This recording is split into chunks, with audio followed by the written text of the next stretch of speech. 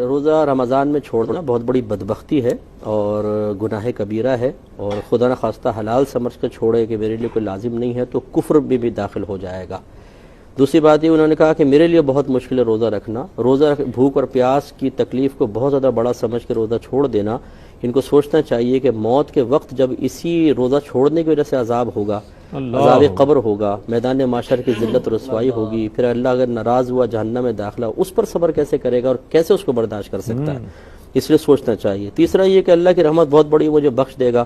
اگر وہ واقعی اللہ کی رحمت پر کامل یقین رکھتا ہے تو اپنے آپ کو آزما کر دیکھیں، کمرہ بند کر کے اندر بیٹھ جائے، کچھ بھی کھائے پیے، کچھ بھی نہیں، دیکھیں اللہ کی رحمت بہت بڑی، اپنے بندے کو بھوکا کوئی مارے گا، چھت پھٹے گی، آسمان سے تھال آئے گا، جبریل امین لے کر آئیں گے کہ بھائی کھانا کھاؤ۔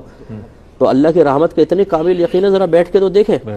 وہاں کامل یقین نہیں ہوگا، وہاں کمانا بھی پڑے گا، فراڈ بھی کرنا پڑے گا، جھوٹ بھی بولنا پڑے گا، سب کرنا پڑتا ہے بھائی، تب پیٹ میں جاتی ہے غذا۔ تو یہاں پر چاہے روزہ رکھو نہ رکھو اللہ آپ سے راضی ہو جائے گا۔ یہ آپ نے خیال کیسے اپنے ذہن میں پیدا کیا؟ اس لیے غلط خیال ہے اور شیطانی نفسانی خیال ہے۔ اور ایک انہوں نے کہا کہ رمضان کے جو روزے رہ جاتے ہیں قضا، ان کو کس طرح ادا کریں، ان کی نیت کا کیا طریقہ ہوگا؟ دیکھیں، آپ کو اگر یاد ہیں کہ یہ کمنگ جو لاسٹ رمضان تھے مثلاً اس کے 8 روزے رہے، تو آپ کے جو پہلا روزہ میرا نکلا، پھر دوسرا نکلا، میں اس کی قضا کر رہی ہوں، پھر تیسرا، اس طرح ہر دفعہ نیت کر لیں۔